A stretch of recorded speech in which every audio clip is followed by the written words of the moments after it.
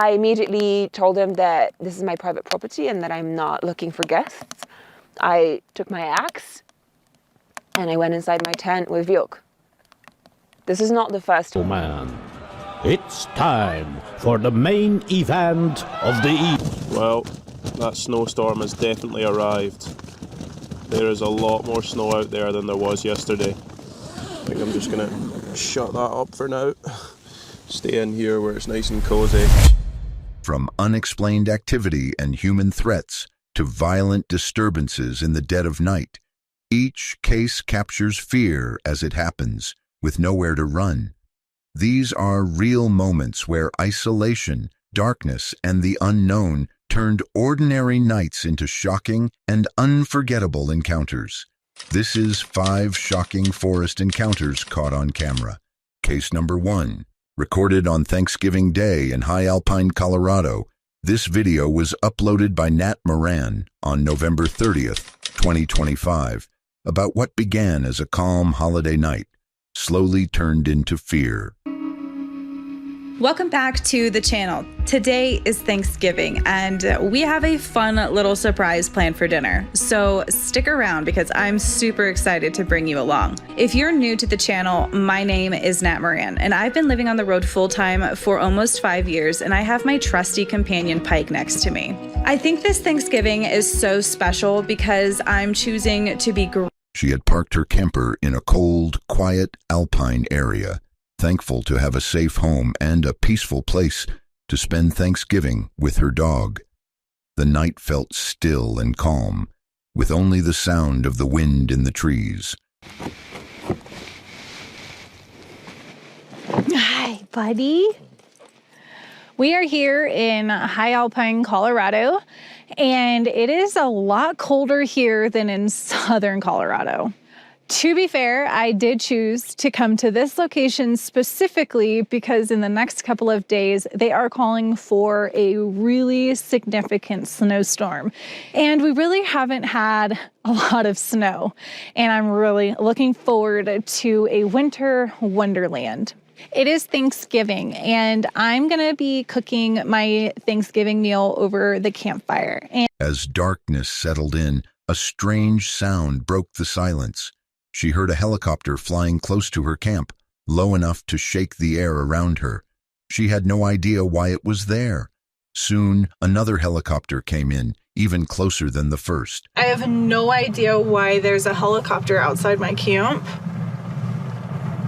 Like, if it was search and rescue, I feel like I would see flashlights and hear people, like, shouting and, like, setting up a base camp, maybe?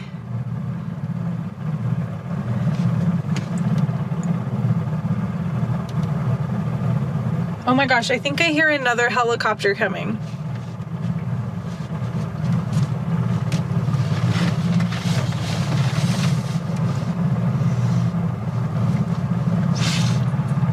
A helicopter just landed right there. You can kind of see the flashing light. It's so loud and so close. I don't know what's going on.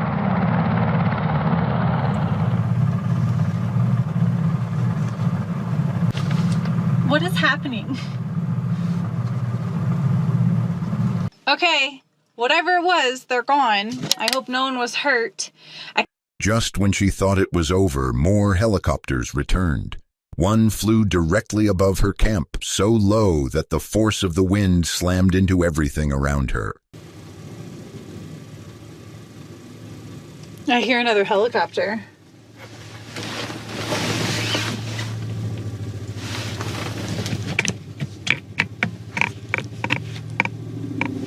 Oh no.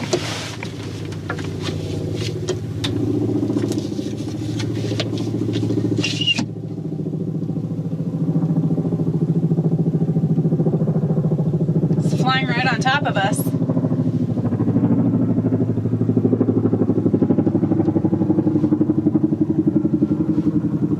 Wow.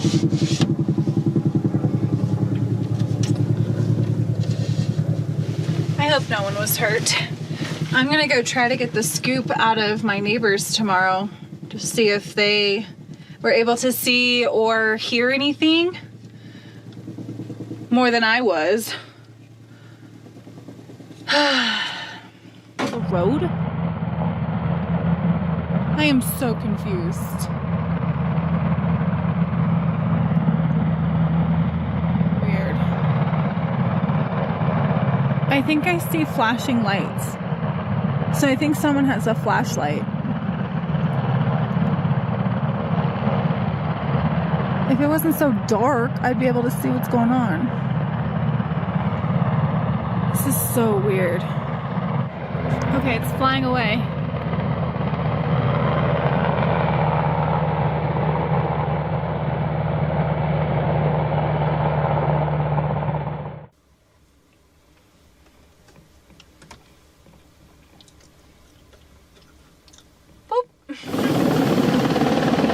In seconds, her camp turned into chaos. The gear was knocked over, diesel spilled everywhere, and her heater was struck hard. She watched her space fall apart right in front of her. Oh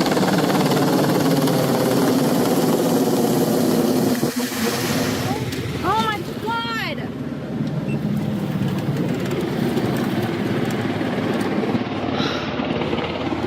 What is going on?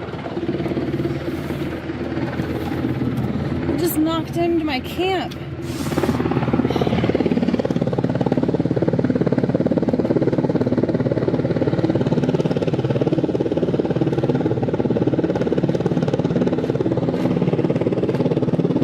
Just happened. This helicopter just flew in and knocked over everything. Oh my God. Diesel everywhere. I hope my diesel heater didn't break.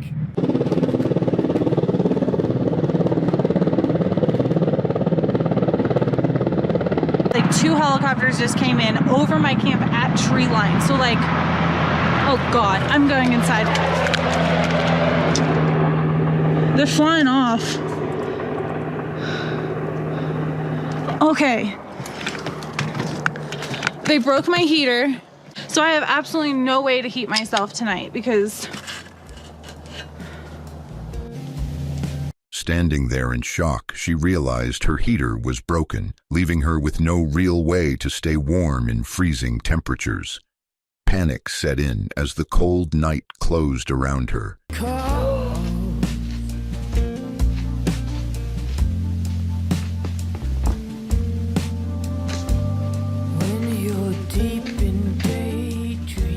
I'm about to cry.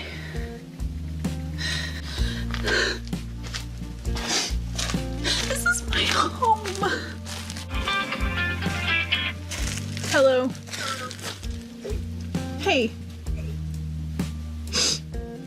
I feel stupid for crying. It's just like, I think I'm in shock. 2 helicopters just came by and completely destroyed my camp. Last time something like this happened, like my camper was gone, so like my casita's fine, from what I can tell. I know it's not an A-liner.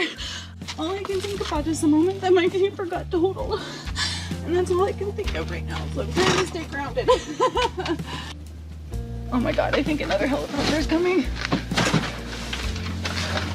This has been the most stressful moment in a long time. I'm just trying to get packed before these freaking helicopters come in. Okay. Hey, buddy. Let's go, buddy. You're such a good boy. Let's get you inside the car. Come on.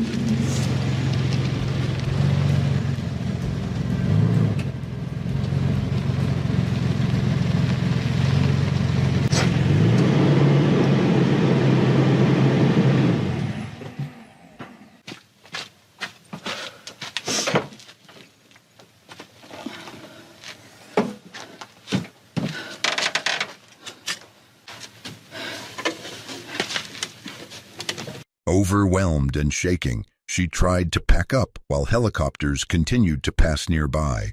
The noise and wind brought back old fear from past damage she had lived through before. Later, she realized that not 1, but 6 helicopters had flown through the area. Turn into a reminder of how much I'm still healing. 6 helicopters came through and landed by my camp. The first few passed high enough that I didn't really notice it, other than the loud noises. But the last two flew so low, right at tree line, that the wind from their propellers slammed into my camp all at once. In seconds, everything outside was pure chaos. My solar panels were thrown across camp with visible damage. My diesel heater was hit hard enough that it wouldn't turn back on. As the night grew colder, coyotes circled outside her camper, adding another layer of fear. Exhausted, cold, and shaken, she focused only on making it through the night. Oh my God, freaking coyotes. Come on, go inside. Come on, they're right outside. Pike, get inside. Get inside. There are freaking packed coyotes right there. Go. Oh, okay. Here's what we're gonna do. We're gonna throw that in there. And we're gonna hurry up and get inside. Because that is scary as heck. Okay. I have to pee. Y'all need to go away. Okay?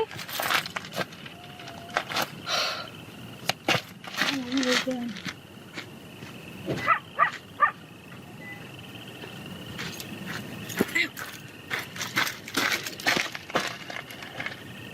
Oh my God, my finger is stuck in my bottle opener. You okay? Look at what my camper, what happened to my camper, bud? Here. Go this way, there you go. Just 15 minutes. Turned into chaos. By early morning, the shock still had not faded. Her camp was damaged, her power was limited, and she still had no answers about why the helicopters came so close. What began as a peaceful holiday ended as one of the most frightening nights she had ever faced.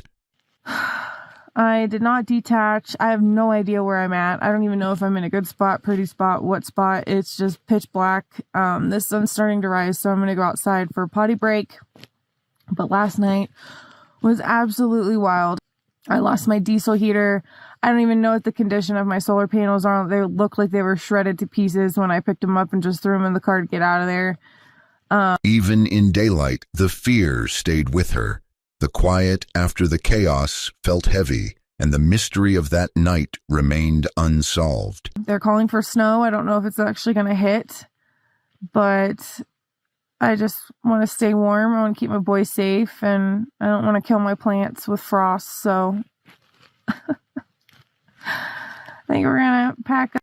With that being said, let's move on to our second footage for this video. Case number 2. On November 13th, 2024, on her private land in the mountains of Poland, Eva Zubek uploaded a video where a quiet place slowly turns into something deeply disturbing. It's literally come to the point where I'm sleeping with an axe by the side of my bed.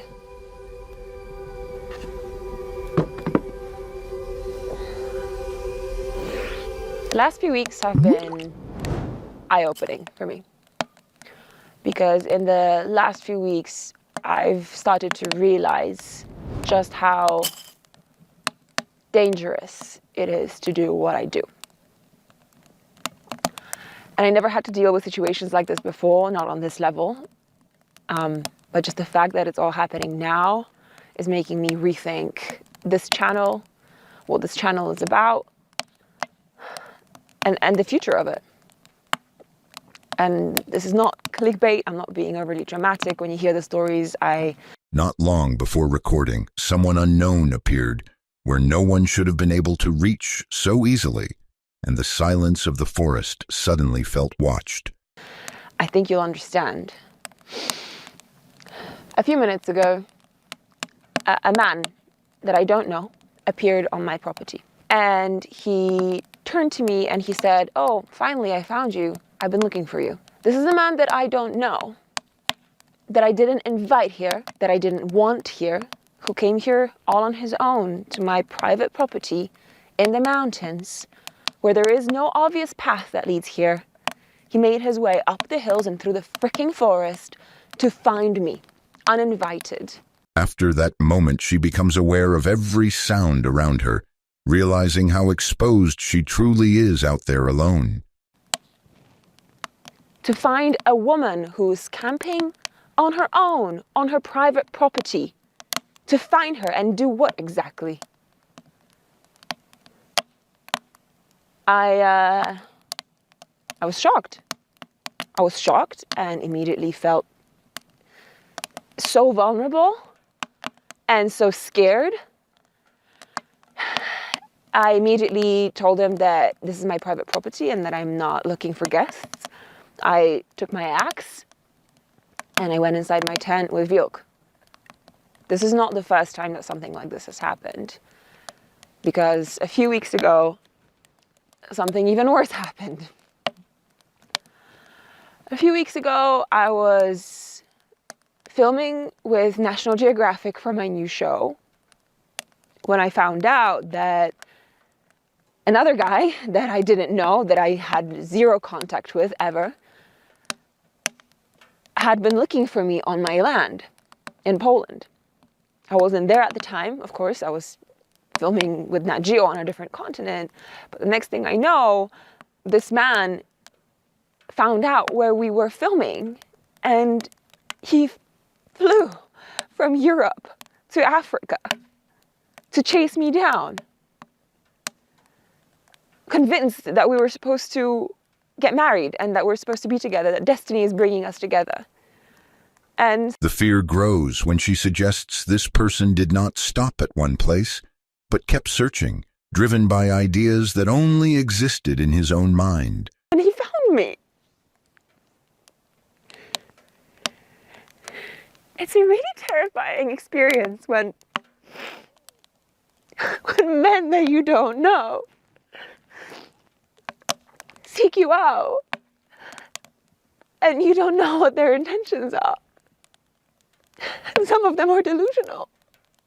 Some of them think that you're going to get married. Some of them think that you're supposed to fall in love. This guy was about to propose to me without fucking... As darkness settles in, she begins to question whether staying is brave or simply dangerous, especially when nothing is separating her from the outside world. Some part of your autonomy. I've been asking myself whether I should even stay here tonight, given what has just happened. And I don't want to give in to the fear, but I also don't know if he's going to come back. Every small noise feels heavier now, and leaving suddenly feels safer than waiting to see what might happen next. I say take Coke and just fucking head down to your car. I drive over to your friends, just park for the night or somewhere else. Go back in the morning to clean up stuff. Yeah, that's probably wise. It's especially earlier than later. It's not fun. It's fucking convenient as fuck. But like if we're just trying to play risk management with a situation where you have a bunch of unknowns, you don't know who this guy is. Yeah. He says he's visiting. It could be another weirdo that's coming to look for stuff. So like we just don't know. Yeah. Comes up with beers. Yeah. So he starts drinking and thinks, I'll go back. Yeah, that's true. I don't really know what to do, but my friend's telling me to go down to the car. While moving through the forest, she admits something chilling. Known dangers feel easier to face than the unknown intentions of a stranger. What the craziest thing about all this is that I know for a fact that there are wolves in these forests right now, as we speak. Because I've seen them on my trail cams, because people in the village have lost dogs and sheep just now, this season. And yet I feel like it's safer for me to go down the forest to my car, just to reach my car, than to stay here and face the risk of a strange man coming up to me in the middle of... In the end, she walks away from the land, not because she wanted to, but because some places stop being safe long before they stop looking beautiful. Well, I'm back, and I've decided that I'm just going to pack everything up for now and leave.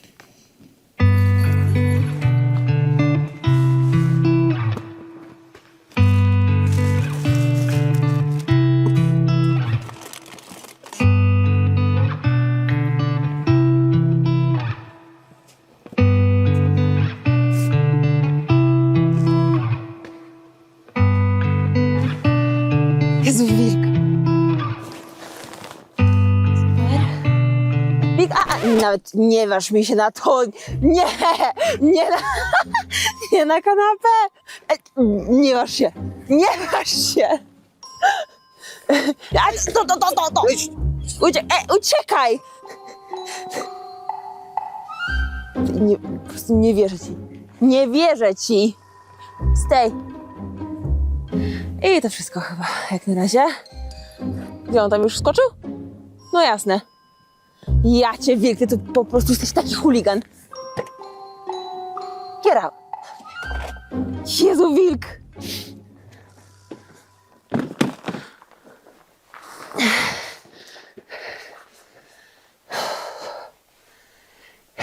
This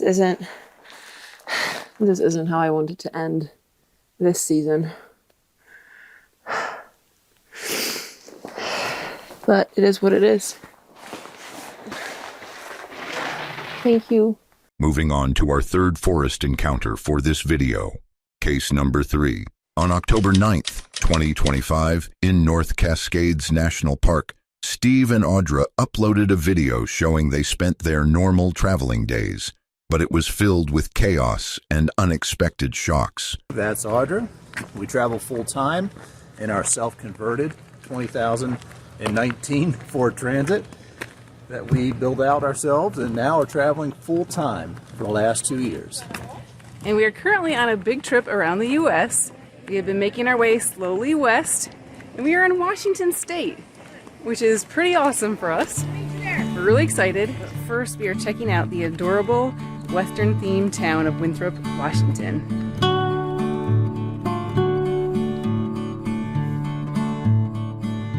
Later, small problems begin to pile up, and stress quietly grows as the trip continues deeper into the park.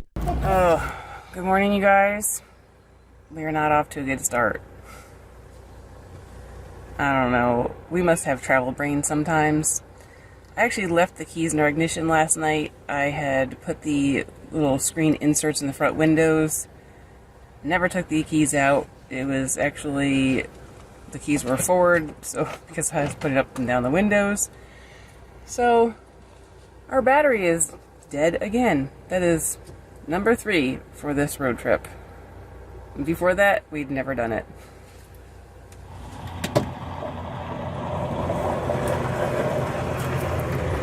After stopping for the night, the area feels strangely active, with sounds and movement that make rest difficult. We actually got woken up early because there were all kinds of trucks around us in the parking lot, making lots of noise, loading things up, etc., etc. That explains why we just drove through town and they are actually working on paving the road. So that's what all the trucks were this morning, and I guess we got in town perfect time last night. While driving again, something unexpected happens on the side of the road, forcing attention toward a situation that feels unsafe to watch. Oh man, it's time for the main event of the evening. Are you ready? We couldn't believe our eyes when we saw this fight break out on the side of the road. We pulled over and started recording just in case it escalated and required law enforcement involvement. Thankfully, the drama seemed to end, and we continued on our way. But that was so crazy. What was this kid running to? As the day goes on, the landscape becomes more isolated, and the feeling of being far from help slowly settles in. Your destination is on the left. Not very level, is it? I wonder what this is for.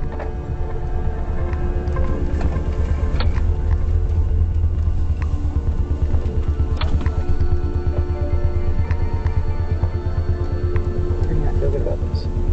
Should we back in though? So someone could just totally block us in. Well, it's sketchy. It's just kind of out there. No rhyme or reason to the spot. Or just a random little dead-end road.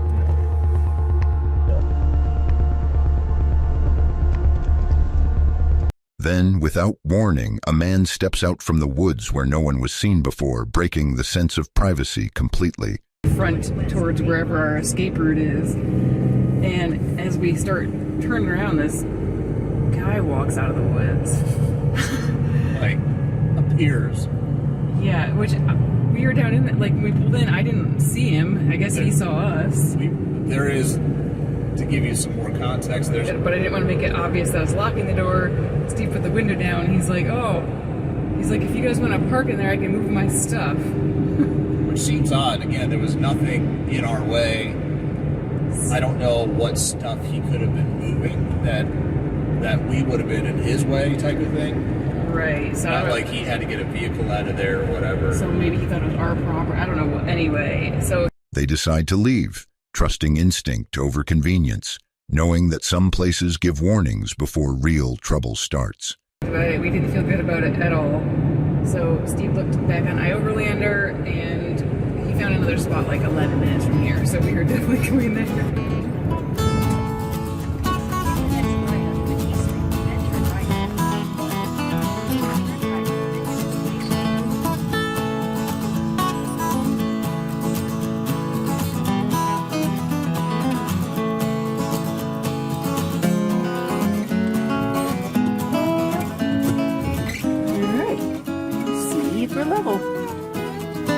By the end of the night, the relief of finding a safer place is clear, but the memory of that quiet road lingers longer than expected.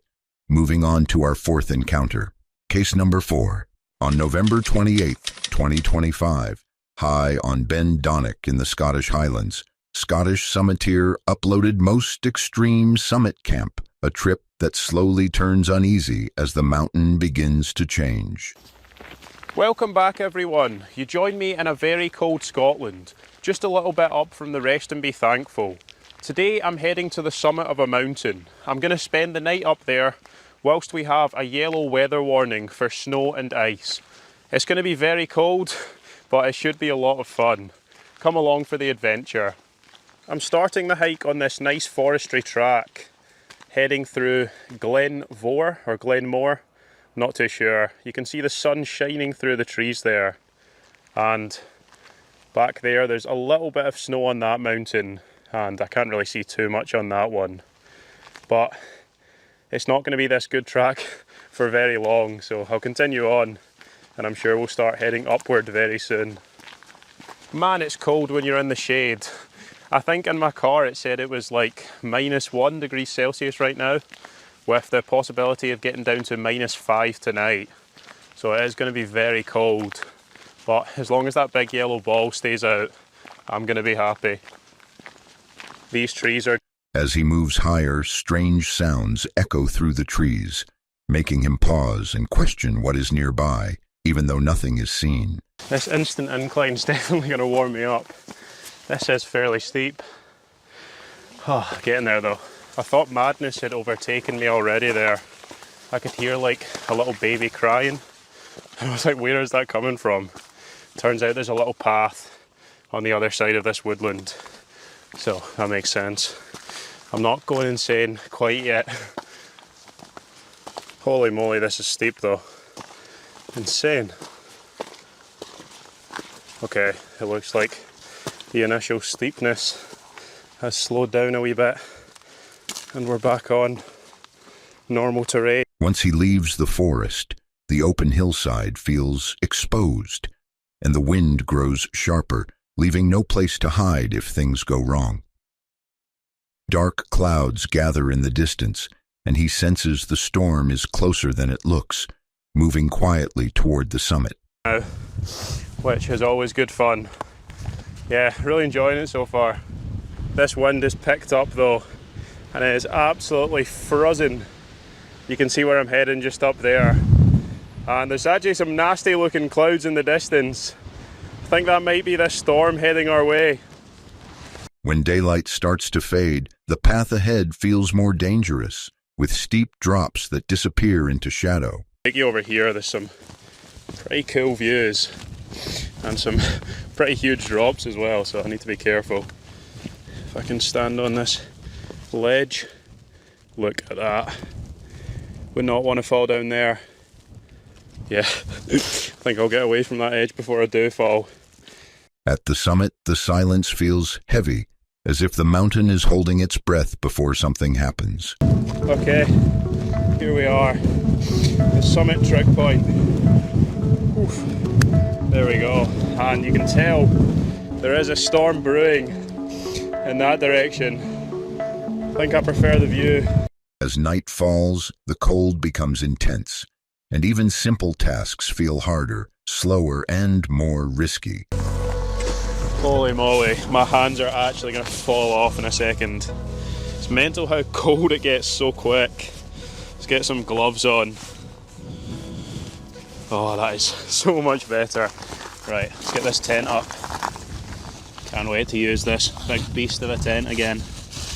Inside the tent, strange noises mix with the wind, making it hard to rest as the storm builds outside.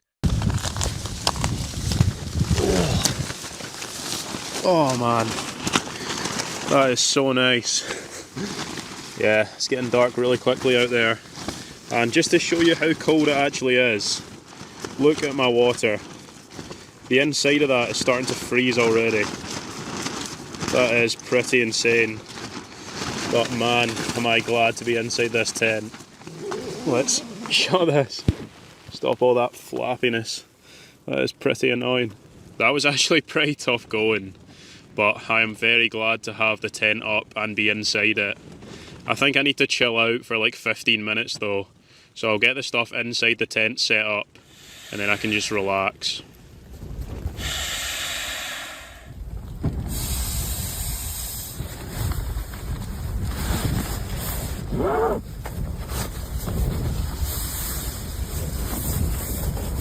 Hours later, he wakes to a world that looks different, buried under fresh snow that arrived while he slept. Well, that snowstorm has definitely arrived. There is a lot more snow out there than there was yesterday. I think I'm just gonna shut that up for now. Stay in here where it's nice and cozy. But you can see how much snow there's actually been. It's all sort of built up there at the side of the tent. It has been snowing quite a lot, but luckily, I'm nice and warm and comfy in here.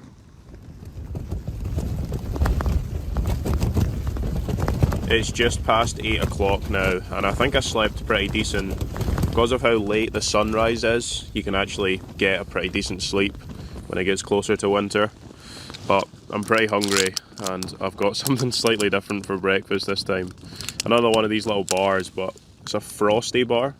Never tried it, so might as well give it a try.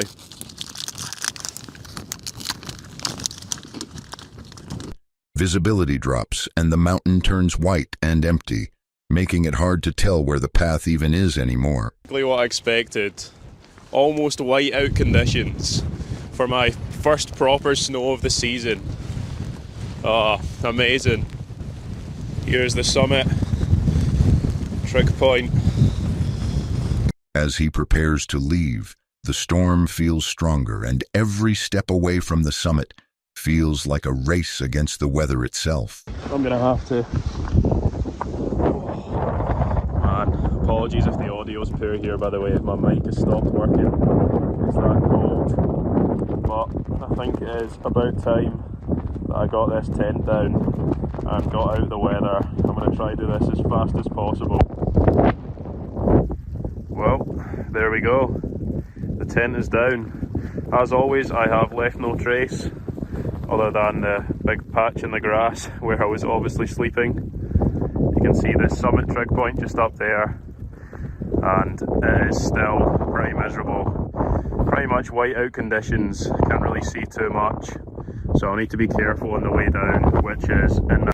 By the end, the mountain stands quiet again, hiding what it nearly took, reminding him how fast conditions can turn deadly. No snow, and look at it now.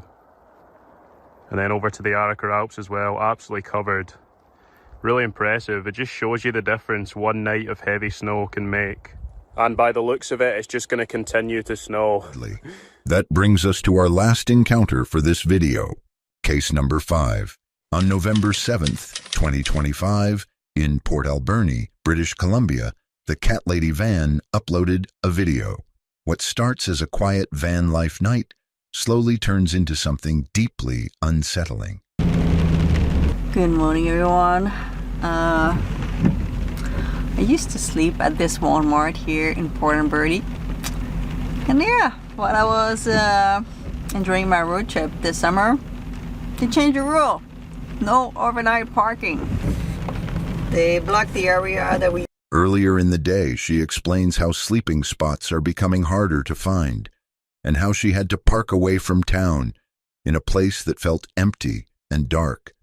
At the time, nothing felt wrong, but the silence outside felt too still. I guess I'm not gonna sleep at Walmart. So I just slept on like 3 parking lots a little bit further. I saw a bunch of people squatting-ish, some of them in that area. And I was like, all right, if they get away with it, I can get away probably for one night. So that's what I did. I slept good. As night comes, the rain stops, the wind dies, and everything becomes strangely quiet. It's been pretty good. In British Columbia, they really like the firecracker and like fireworks and all this. On the East Coast, we don't have that, but here they like it. And yeah, so Halloween is on Friday this year, which I'm always a little bit more, I don't know if cautious is the right word, or aware that it's a party night. It's people's gonna be drunk, people's gonna want to put firecracker and fireworks everywhere. What are you doing? What are you doing behind me? So I move a little bit. I'm looking at her because sometimes she makes some face when I'm talking. I know you guys just watching her because I edited my video and I just watch her. I'm like, what's she doing behind me? So yes, I'm always just a little bit more aware and cautious and just like aware that it's a party night. So currently we are further from the main town, further from the action, hopefully, but you never know. Maybe some people, some teenagers gonna try to party and all this around this area. I doubt it, but we never know. So yeah, I always had never had like a bad experience. Much later, when the van is fully dark and quiet, a sudden loud bang hits the side of the van. It is strong, sharp, and close enough to feel threatening. Her body freezes as she tries to understand what just hit her home. That's someone banging on my van pretty loud. I'm not sure if he did any damage, to be quite honest.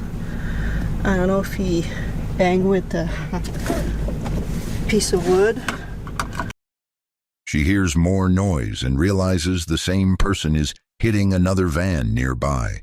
At this point, fear sets in because the sound does not feel playful or accidental. It feels angry. He banged on another van too. I'm gonna move.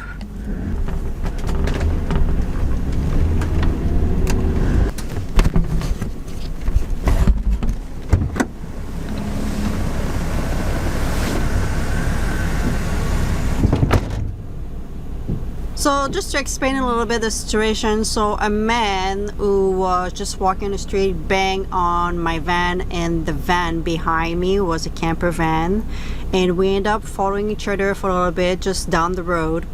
I went outside to make sure that the person was alright, nothing was damaged on their van, and ended up to be one of a... Later, she discovers visible damage on her van. The dent is deep enough to show that force was used, confirming that the hit was not light or harmless. Beautiful damage on my van. I knew when he banged on my van it would sound pretty loud. I thought I was in the back, that's why I was looking in the back there. And I didn't know if he had a stick, that's why I said on my video. But I think he probably had a rock and when he banged on my van, because yeah, this looked like quite a big dent, unfortunately. I'm kind of pissed, to be honest, guys. As she reflects, her voice changes. She explains this is the first time in years that someone has physically attacked her van. The place she once felt safe no longer feels the same. And yeah, it's kind of frustrating because there was a time that I was sleeping, quite often. And that after 7 years, that's the first time someone yelled. She admits that being inside the van felt like being inside a house, and having someone strike it felt like a stranger hitting a front door in the middle of the night. The fear lingers even after the danger is gone. This first time. It's just a den. We are safe, we are fine, but it's just, it's not, I'm pretty sure anybody who would have a house or have anything, like the front door of your apartment get damaged by some crazy people, you'll feel like threat. You feel, it's not a nice feeling. So yeah. So I just want to let you know that I do have some damage on my run, which is frustrating. All right. Yeah. And I look at the footage of my video and I don't have any good. It was dark outside, didn't have any light in that area, and so we barely. In the end, the only comfort she mentions is her cat, who moved forward during the incident, alert and protective, as if sensing the threat before she could react. And it was awesome when that happened. Was Miss Kitty. Miss Kitty jumped in the front and she was like, "What's going on? Who are you? What are you doing? Why are you touching your van?" You can see her little hair poking in the video, and yeah, she was there, straight in the front, always. Kitty's always there for me.